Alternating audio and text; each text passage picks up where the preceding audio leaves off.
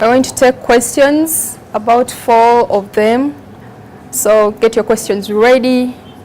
And so yeah, we'll take our questions first, and after all of them, then he'll reply. My name is Maureen Nyanude. I'm a psychologist. I do business, and I've really learned a lot from you. I'm an author too. I've authored a book, Young and Confident. And my question is, I want to know, have you had an episode of failure? Because from what I'm hearing, it's like everything you've done is set, it's in line. You went step by step, you knew where you're going. Now look at me here. I probably didn't know where I was going. So I was doing that, I did that, I did that, I did the other. And when they're failing, when they're what? So have you had an episode of failure, and what happened? Then another thing is, have you had voices of, look at you, how are you going to get there? Look at yourself. Have you heard of such voices? And have they come from any person you like trusted so much? You went so trusted to maybe break this dream, break this big thing, the big deal. And then it's this person to tell you, and you're thinking, okay, now if this one doesn't, where do I run to? Do you consider yourself successful? Sorry, the other question is too personal. Can you tell us your experience with witchcraft? Thank you. I want to know, how are you able to identify yourself in terms of values, your personality, character? Because you said you do something with media, advertising, and that is only done by a creative person. How did you know you had a creative mind? Because there are so many people who do not know their personalities. They do not know whether they're introverts or extroverts, and some are in the middle. So how can you help us with that? And then I also want to know, what are your values?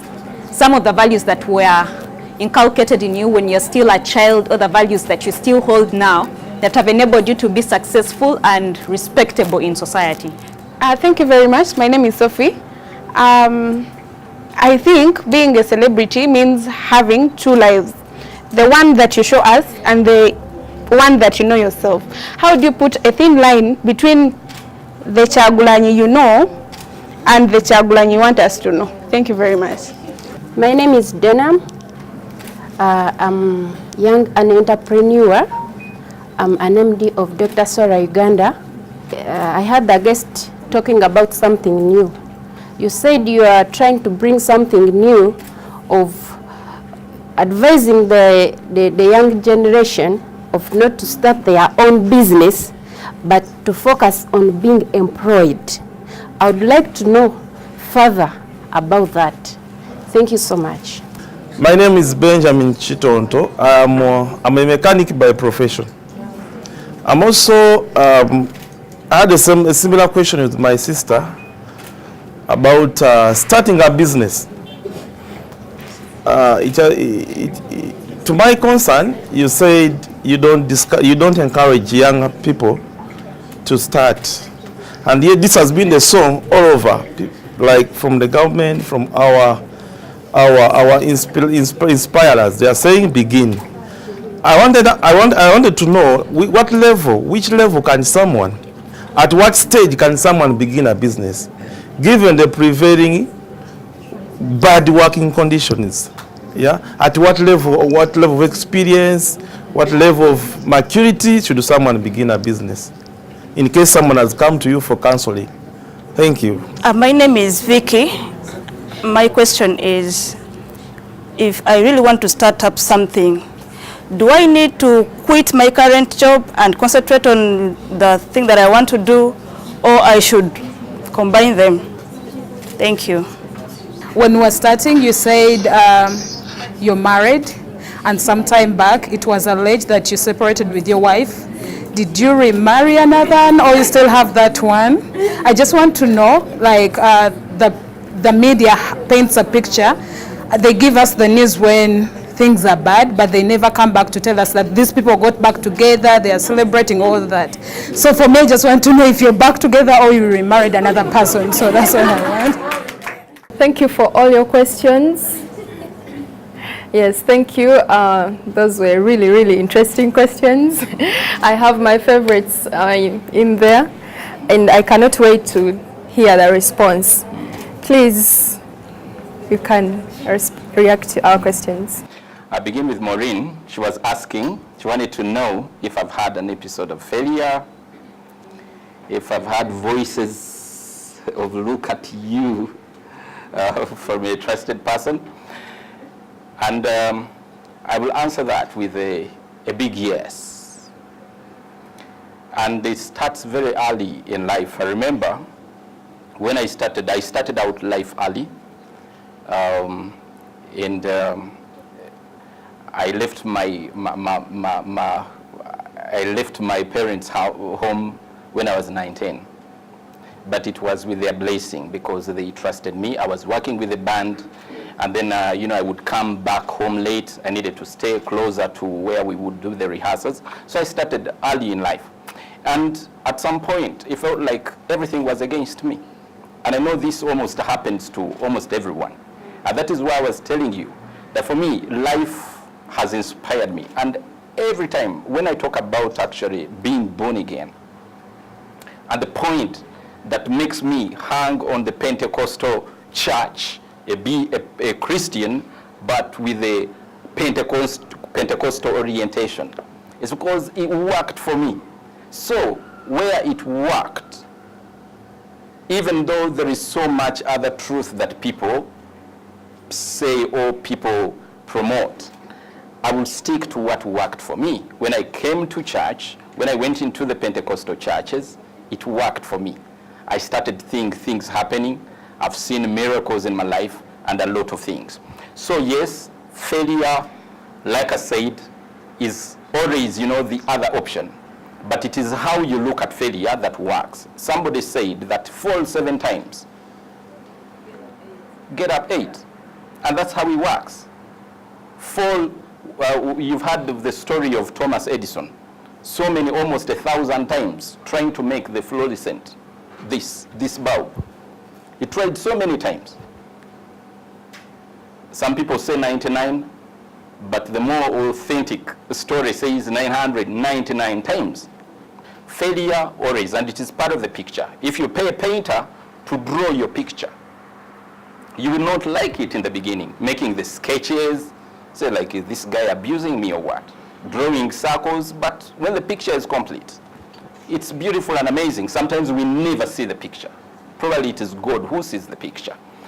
So yes, and also I've had friends. When I went to law school, I didn't want to divulge into that episode. Actually, at some point I wanted to, some of these questions will answer some of them that will come. At one point I wanted to live like a semi-recluse. Somebody was asking me whether I'm an introvert or an extrovert. And I know I am an introvert. I'm an introvert. That is why even when I am, purportedly a public figure, you can rarely see me. And it doesn't mean that I'm not working. I work behind the scenes. I do whatever. Sometimes it affects my music career because I have taken on to what we call subtle approach, even to the music. I don't want to be your in-face kind of artist. That is why I don't do a lot of promotion of the music, and it is all deliberate. Yes, because it works better with who I am. So yes, at every corner, at every point, somebody is telling you that you're not good enough. It happens.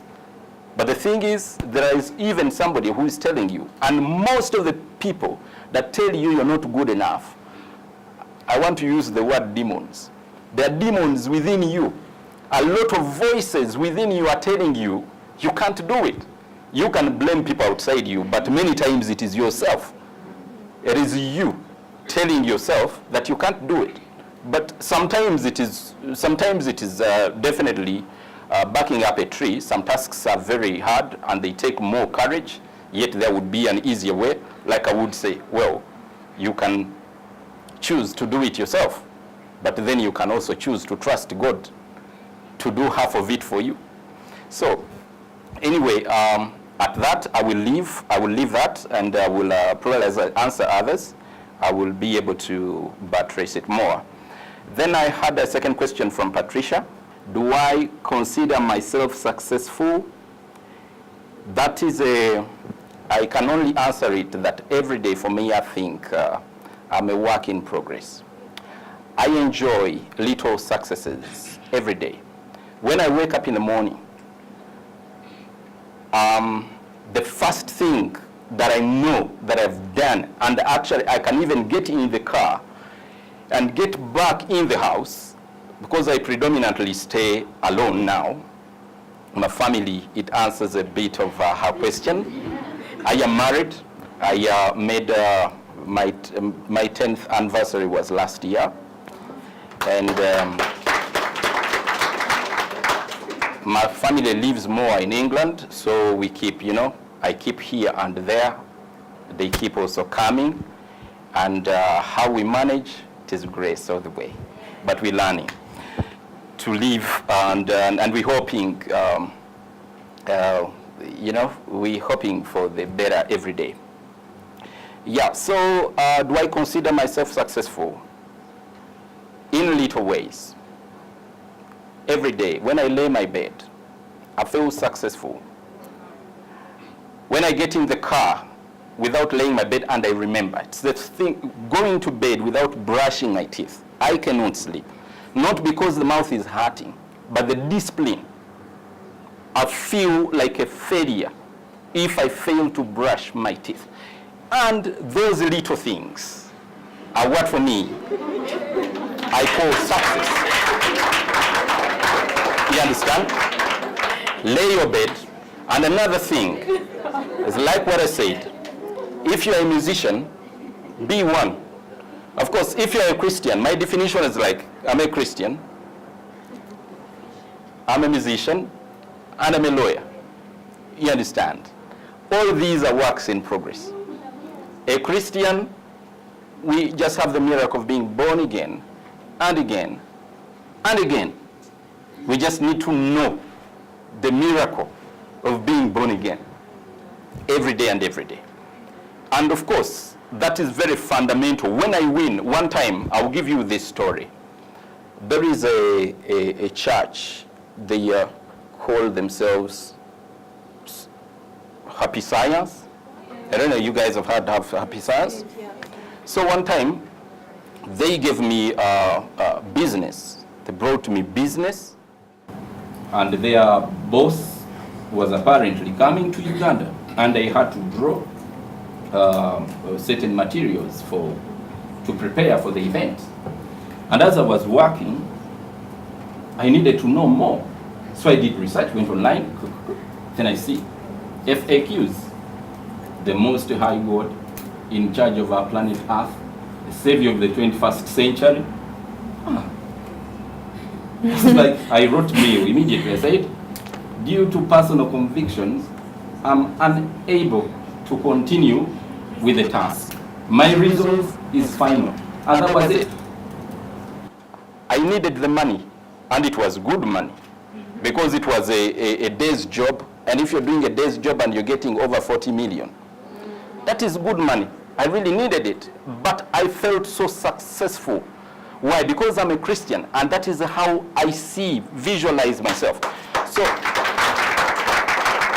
if I took this money, I was like, okay, now, how would I pray the next day? You understand? So yes, successful in little ways. I know I'm a work in progress. As a Christian, as a musician, I do. Even today, I want to be a better musician. I practice my guitar, I'll practice piano. I want to be a better musician. As a lawyer, you understand, that takes a struggle. I want to be an expert at certain branch of law, and I make sure that every day I must read without instructions. So, a work in progress.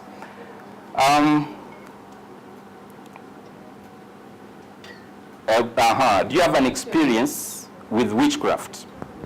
Yes. And I want to be brief on this one. because it could be a whole story for us. Why? Because as a Christian, I believe it is very important. Me, as a Christian, one of the things that I actually consider very important is testimony. Because for me, nobody really, sat me down to tell me, okunkube injiri. No. It was a word of testimony. And it was in a church that I actually didn't even know the pastor. But it happened to be on my way to the place where I used to be. Remember, I used to be, was singing in a Catholic church, and I respect the Catholic Church so much because it gave me a lot of values. I'm an ex-seminarian. Most of the values that have kept me up to today, I imbibed through my early years. I read the Bible through the Catholic Church and stuff like that. And what I needed was spending more time with God. A time came in my life, and I needed to spend more time with God. And I used to go to this church.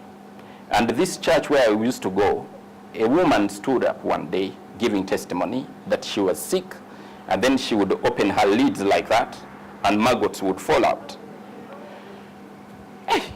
I was like, okay, if there is a God that can heal that one, then my problems are so small. And that is how I remained in church. Now, my gig with witchcraft was introduced by a guy who was my friend, and I had been in school with him. So one day he meets me. Remember, I started out when I was young. I was 19 when I started out, when I had my first hit song. If some of you remember the song Echasa Chabachala. Yes, that was my first hit song. And so I meet this guy. Of course, in the beginning, you don't have money. You can have a name, but you don't have the money. It doesn't, happen like that. So I meet this friend of mine, and he tells me, of course, we have, we had some KB, and then he goes like, Naye wenyweza. Actually, at that point, I had fallen out with my boss because he had chewed my money. So this guy now tells me, Olino kwenyweza. I want to put it in that context so that you can understand. Please, can you interpret what kwenyweza? I hope everybody understands. Maybe somebody who has a better way of kwenyweza in that context. Are you anchored? Are you sort of anchored? Yes, are you anchored? Something like that. And their form of anchoring was the way of the world. You see, some people can be sincere, and some people can like you very much, and they can give you advice. But you see, a person cannot give what they don't have. If you have a friend, for lack of a better way of putting it, who has folly, it is folly they are going to give you. If you have a stupid friend, sincerely, and with a good heart, that is what they will transfer. I know. You understand? Because you can't give what you don't have. So this friend of mine actually tells me, but I need to take you to some guy.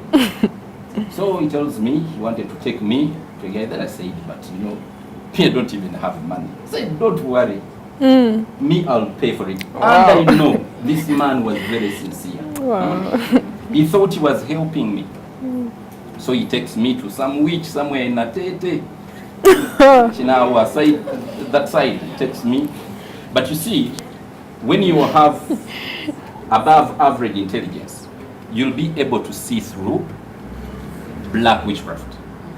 Because you'll see a lot of drama, and you can be able to see. Do you understand?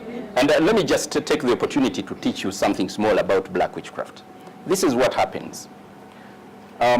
Maureen here has a stall, and she's her neighbor, and they are somewhere, they are selling. They are neighbors in business. What is her name? Diane. So Diane is selling more, and Maureen is feeling bad. So Maureen goes to a witch. The witch will tell Maureen, get me chicken and this amount of money. You will see power. So Maureen does the same. The witch consumes the chicken, he gets the head off, and he ties a little bit of backcloth on it. He tells Maureen, watch Diane today. You'll see a side she always looks. Huh?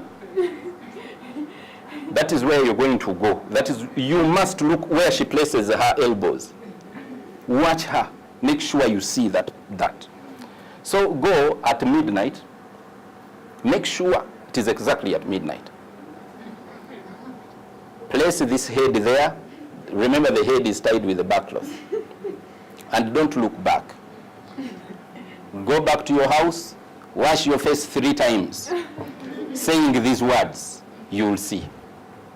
So Diane goes back tomorrow to do business. This is what she finds on her stall.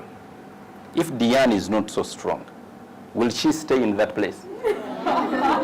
You understand? And what will Maureen think? Do you see how black witchcraft works? It is basically practicals and stuff like that. But of course, that is now the little gig with me and witchcraft. It is what led me to appreciate God, because it never worked for me. The devil came to kill, steal, and destroy. And what does the devil do? When it looks at you, it will decide whether you're a pig or a dog. And when you're going to kill a dog, what do? You buy meat, you poison the meat. So the dog is apparently enjoying, but it is going to die anyway. And that is what we see. Some people, they are enjoying, but they will die anyway, because the devil is treating them like the dog. But for me, the devil treated me like a pig. The moment I went into witchcraft, I started suffering. Even I would go to studio. If I had done production today, the next day I go, the page is lost. The music is lost. I remember I hired a guy. They told me he's very good at mixing. He's from South Africa, and he entirely murdered my music that time. So, for me, my gig was really, I suffered all the way until I found my way. But it's a long story. I won't give you the details, but it's quite a big testimony. And right now, if you guys remember my song Nandi Badewa, that was my testimony song. Yeah, but God is faithful, and the rest is whatever history. Then I had a question from Doreen. How are you able to identify your personality? Yes. Being in the media, like I said before, it is important many times to know who we are. And the reason why we have to know who we are is because we shall know how our bodies work. I don't know, we have parents here. Sometimes you have a child, they will go and play. And then all of a sudden, they leave their friends playing and they'll come and sit in a corner there. And then what the parent will come is ask this child leading questions. Are you sick? Of course, the child is going to say yes, because they like attention. Do you want this? Do you want this? So somehow they believe it because you're asking leading questions. Now, an introvert and an extrovert, the difference is our charging system. When an extrovert goes to a party on Sunday, they'll have so much energy on Monday. They charge in action. An introvert may go to a party and even enjoy, but the next day they are drained. If you are that kind of person, when you are among so many people, you may have fun, but then you will actually need a few hours to recharge your battery. It runs out. So, for me, I can categorically say that I am an introvert. And how I know that I'm an introvert, I do a lot of collecting. Those that have come to my home or my office, you see, I do a lot of collecting. I collect a lot of junk, a lot of things, and I organize a lot of things, because that is how I recharge. I recharge my battery. So when I identified that, it just allows me to be a better person. Why? Because if you're an introvert and you don't know, you basically, and you always pose yourself in public, people will be like, this person is a very, because you have nothing to give. And when an extrovert is calling you for a party, they'll be so angry because they want to charge on you. But an introvert, when you call them for a party, they feel like they're giving. You understand?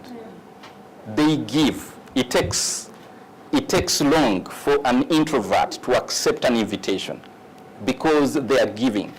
But an extrovert is getting. I don't know, that is a bit, lengthy, but a person who is interested, we can have that discussion more. And there are people who have extensively written about these, the sanguine, and the other temperaments. What are your values? That was another question from Doreen. Now, segmenting my values, I'll begin with those that were inculcated in me by my parents. And they are the basic senses. And we as human beings, sometimes we look so far, but we need not look so far away from the basic senses. Who remembers the basic senses? The sense of sight, the sense of smell, the sense of taste, hearing, those basic senses. Now let me talk about the sense of sight. A lot of you say don't judge a book by its cover. Who has the time? We understand. If you wake up in the morning, you don't want to comb, you have this, you don't take care of yourself. That is how people are going to judge you. They can be wrong. They can be wrong. And there is, I don't know if any of you remember the elements of nature. Water, earth, fire, and air. Now, there is an element of nature that they rarely teach us, and that is called ether, which is electromagnetism. If you've seen pictures of angels or saints, there is that halo on their head. And trust me, it is not drawn, I may not see it here, but everybody gives off a certain energy. You look at them, and you are able to interpret them depending on their energy. And these basic senses work so much. So when you wake up in the morning and you make an effort to make your eyebrows and stuff like that, you're not wasting your time. The sense of sight, it is the first. When people perceive you, that is what they first see. And that is why, for me, my parents taught me that you must bathe. Actually, this is one of the things that won us canes. When I was growing up, there was this program of Ebon's. That's Life Mwatu. You could not watch That's Life Mwatu before bathing. You understand? It was very important. Now, look at the sense of smell. Do I really need to talk about that? The sense of smell. I mean, when something is smelling, the message, the evidence is that it is dead or about to die. That is the message you're sending off. Who wants a person who is smelling? And if you don't know it, when you hear a bad smell, then you know there is something terrible. Something is wrong. And these are values. Because they are what make us social, fit into the public. And even if people don't talk about it, don't be fooled into thinking that they do not take them into consideration. Sense of hearing. What do we hear? Because when we talk about hearing, we also talk about talking. What comes out of you? One poet said the mountain was in labor, and henceforth came a rat. Olusozi lwali lubuto nga lwagala kuzaala. Lusozi bwe lwazaala ne luzaala emmesi. Kati omuntu alaba olusozi, when a person is observing a mountain, they actually have a feeling that it is going to give birth to a baby mountain. Yes. See, you've observed the sense of sight, you've observed the sense of smell, but now the sense of hearing. All these can water down all these first two. You come, you look respectable, and then you start bringing rubbish out of your mouth. People will be even more disappointed. Do you understand? So that is now some of the things. Sometimes we don't even know what to say. Sometimes we have a lot of things we want to say. But civilization sometimes calls for censoring your words. Chiraga bugunjufu. Then the other basic senses. But then my other values by which, for me personally, I measure if I am successful in a day. Like I told you, for me, it is one day at a time. And my value system, if you remember in our earlier discussion, for me, my value system is who I am vis-a-vis what I have. You understand? It is important to have. You understand? And I will say I am comfortable. But then it is also very important now for me in my value system, who I am. And the first one, on the, I have 5 pillars. I hope I can remember them offhand. The first one is the spiritual. And I give these 5 pillars 20-20. Each one I give 20-20. And then I will balance on 100 if I'm successful. Then the spiritual, the physical, the social, the economic, and the work. There are 5. I remember the other one. But now on these 5 is where I benchmark if I am successful in a day. When I wake up in the morning, I will need to pray. I need to deposit on the 20. And if I can have 20, then I know I have 20. Then on the physical, you know how it happens. As we grow, bodies start rebelling. Diseases start coming. You understand? Sometimes it is our responsibility. You understand? What have you done? The physical. I mean, you're working very much to deposit in deep into the economics. But now, if you're not taking care of the physical, they will come hungry at the economics. By the time you get the money, the sickness chews it all. You understand? You get the money, you can't fit into any nice clothes because you have not deposited into the physical. Then social. The quality of friends and family is also very important. And like for me, I told you in the beginning, you know, for me the word is invest. Invest in friends and family. And when we talk about investing, the soil is important. Don't sow on a rock. It is also very important. There are 5 pillars on which for me I look at, and many times I also use it to balm my soul. You understand? Sometimes people call it consolation. And the mentor. The mentor is the 5th. Yes. So that is why, I mean, I can't live long enough to experience everything. But when I sit down and listen to you, I listen to people I respect. When I read, I like to read. I like to read.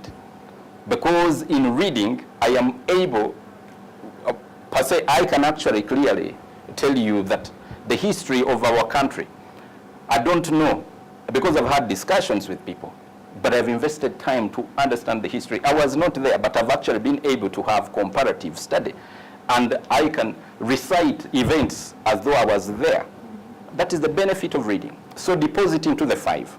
The economics, money is important. But if you give it more, just look at a man who has only money. What does the Bible say? Chiga sachi. You understand? You gain the whole world. So if you have only the economics and you've not respected the spiritual, there is a problem. Then the mental. A man is respectable, a woman is respectable, but they have not deposited here. You understand? Yes. Sometimes it is not their problem, but you see, common sense is what always God has given us to even take care of those that meet unfortunate circumstances. So I will leave that at that and try to answer the next question. what has enabled you to be respected in society? Of course, that is perspective. One of the things, I work on certain things that are sometimes difficult for even to sell amongst my friends. Like the last one that I'm working on these days, the ability to say no without giving reasons. In Uganda we have a saying, ekise kitagana kizaala kulimba. You see, like I said, being respected in society is always perspective. And in law there is what we call, there is a study we call jurisprudence, which is like the science of law. And the chronology is that man comes from a state of nature to a state of society. When man is in a state of nature, it is about the strong. The strong, everything is about the strong. In fact, if the strong, in a state of nature, if the strong tell you or tells you to move, it is in your interest to move. It is in your interest to move. But now, when man decided to leave the state of nature to a state of society, which we call now civilization. Of course, there are civilization basics. And that is why in a civilized society, you do not come smelling and say, for me, that is how I want to be. You understand? Because there is a problem. You are a nuisance. You are spoiling it for others. You understand? In a civilized society, you cannot say, for me, I like young girls below 18. You can't. You like it, but actually, in a civilized society like Uganda, when you look at our constitution, even the right to life can be taken away in public interest.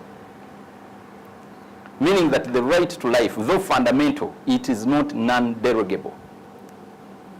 That is why the death penalty in Uganda is illegal. So, that is the state of society where we now get the basics of living in harmony together.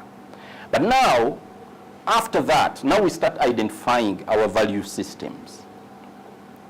Let me tell you, a lot of people would be very wealthy or very rich, but many of them don't want, or they don't want it so bad. Really? Yes. Explain. That is the truth. The people that get money actually want it so bad. Of course, all other things remain constant, like a blessing. They remain constant. But the thing is, if you are going to get a lot of money, you must want it.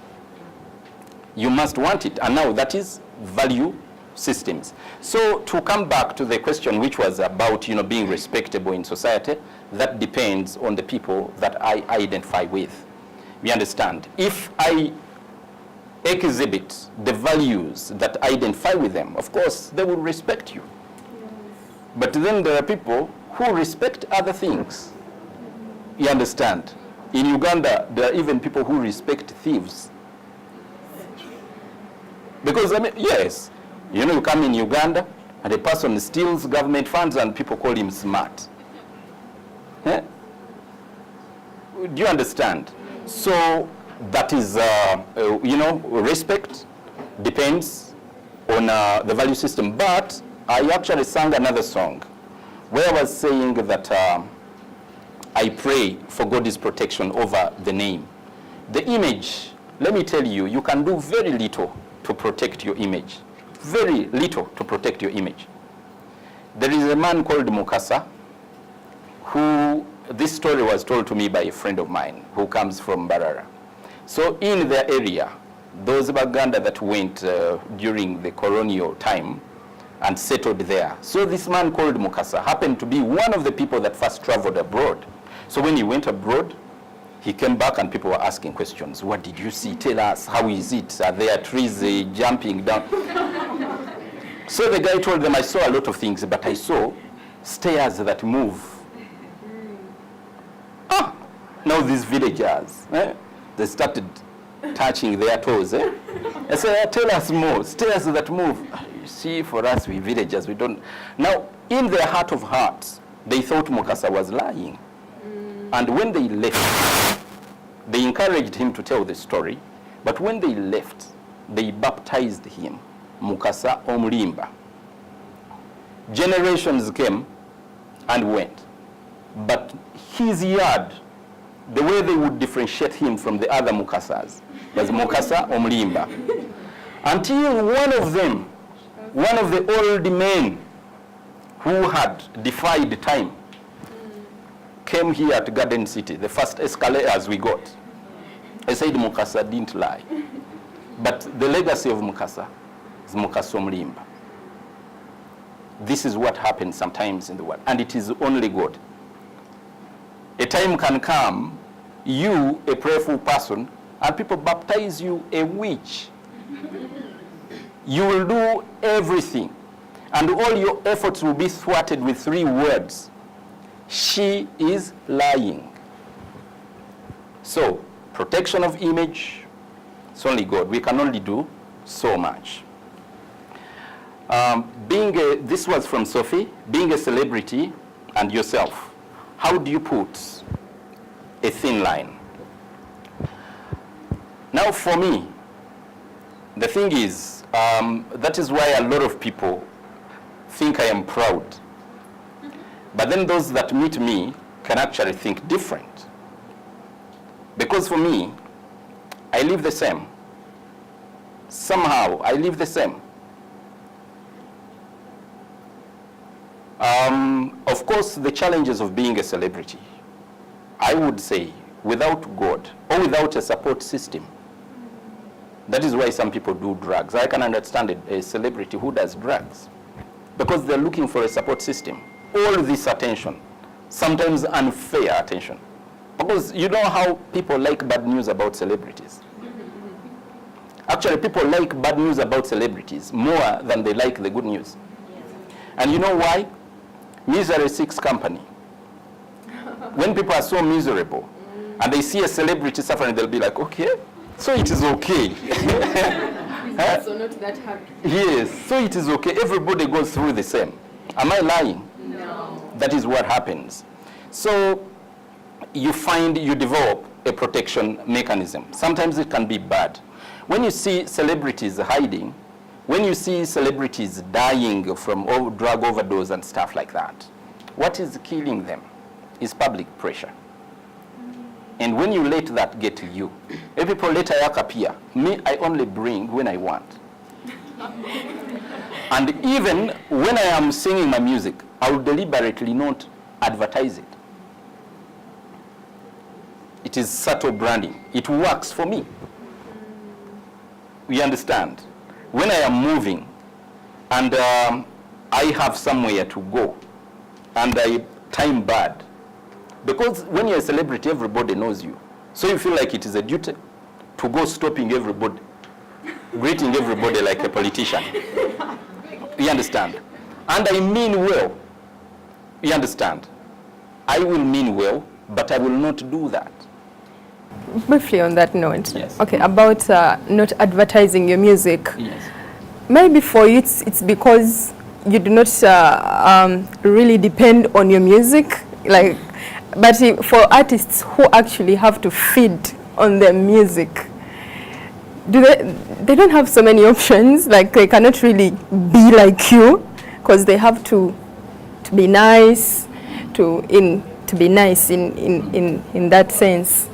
So really, how can then that person? Actually, music means so much to me, and to rephrase, actually, I depend on music a lot because that is premium.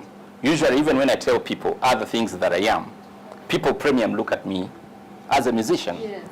But the reason why I don't advertise is, like I told you, it is, you know, you don't, I know what it feels when you have a lot of attention.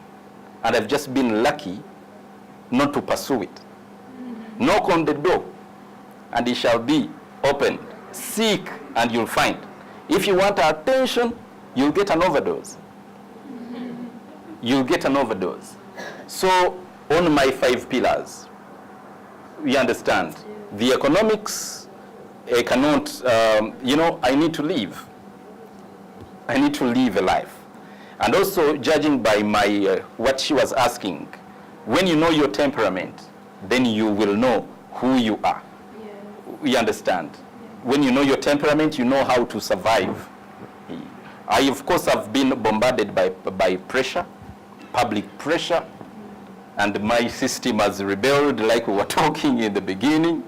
Sometimes you sit, you feel all this fire burning from the leg to whatever, until then you start making a decision. And you be like, okay, I need to take this slow, I need to pursue this, and that is why, you will take other choices. The reason why I went into business is probably to also be able to circumvent the challenges that would have happened if I did not really be in your face, that kind of approach. So there is a question from Donham. Yes, about not starting your own business. Yes, not starting own business to being employed, yes.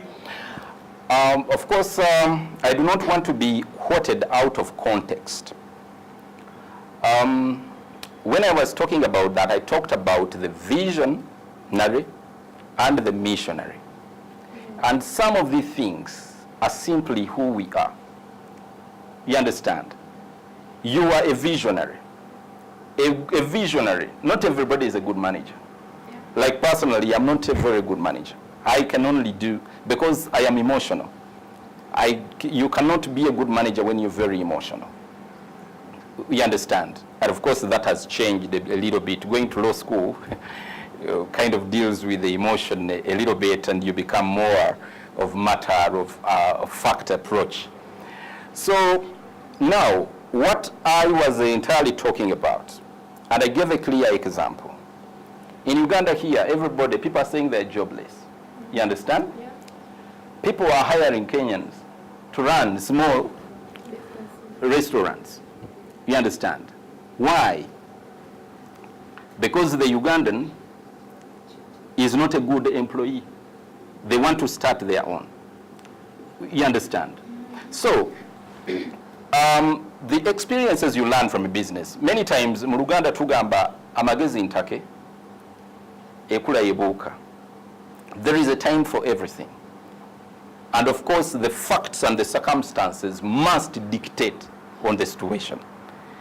You must look at yourself, and you must entirely be able to look at the advantages of being employed vis-a-vis starting your own business and employing. Today, one of the biggest problems in businesses is paying rent. You understand? It doesn't matter whether you borrowed the money to start the business. The taxi guy is going to be knocking on your door. Then the month is moving so fast that you wish you can hold you can hold back the hand of time. You understand? And then you get stressed out, and then you have started a new chapter in your life. You do not want to, your friends now say, she had her own business, now she has gone back to employment. But I know a lot of people who are self-employed wish they were employed, and they just have to wait the end of the month to get money. So I was saying that we should maximize all the opportunities. If you cannot start a business, be a good employee, be indispensable. And what I actually said, in business, the most important thing is money. The most important thing is money. Of course, like Henry Ford one time said, if the only thing you get out of your business is money, then it is bad business. But money is very important in business. The business must be profitable. If it is not profitable, then that means there is a problem. And when you're employed, let's take all our businesses. Let's make these visionaries, let's make their businesses profitable so we can actually be partners in those businesses. But I must really add a disclaimer that facts and circumstances are important, prevail. A question from Vicky. If I want to start something to do I need to quit my current job? Now, of course, this is a typical question of the facts and circumstances prevailing. I don't know if you have seen a konkome, that gecko. Is it a gecko? Well, it is, of course, I don't think it is true, but you see how it shakes the tree or the wall before it proceeds. It is for some other reason, but like they say, 2 steps forward, 1 step back. It is always important to be cautious. But then sometimes caution can also be a problem. When you are overcautious, you cannot even live here to go to Masaka because there is a risk. Between here and Masaka, there can be 10 accidents. Do you understand? Yeah. So it is about you. Sometimes you know that I must take the risk. And it depends on how bad you want the outcome. So if you want to quit your current job, and you know where you're going to get your rent, and you know how you're going to pay your bills, sometimes you have a child, you have all these kind of things that you need to be smart. You need to look at your facts and your circumstances because they dictate. They dictate entirely. So it is not a kind of question of yes or no. It is an individual. And like if it is something you're facing right now, you need to just ask people close to you and, weigh the good things and the bad things that may come out of it. Then Florence, Omwana Wembogo, was asking if I'm married or I remarried. Yeah, I think I answered that question. Yes, I'm married with 3 kids. Wow. And yeah, I'm still married with the grace of God. Thank you so much. We are reaching the end of our talk show. I have 2 questions and then we close it. Of all the different roles that you take on, that you have, which one is your most important role? Being a father, a lawyer, a musician, which one would you say it's your most important role? Now that will go back to the value system that I put up. The 3, you understand, the 5, you understand? Now, they all are important. I give them, each I give 20. You understand? The spiritual, 20. Sometimes I score very well in the spiritual, and I score so poorly in the social. Because my family apparently is in England, and I'm here. I wish I would be with them so much more. But then there are other factors. Maybe the economics are dictating. You understand? So it is a whole puzzle that you deal with, but they're all important. They are all important. And a lot of people, of course, the American system is trying to teach us that one of them is more important than the others. Or you may go to church and they tell you that one of them is more important than the others. But ask any pastor. Most of the questions, most of the things, there are few people that go to the pastor to ask them how they should pray. They come with social problems, yes, economic problems. They are all important. My last question, what do you want your legacy to be?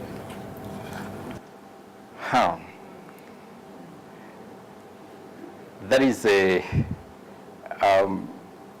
I just want to be remembered as a person who lived their life well. It is simple.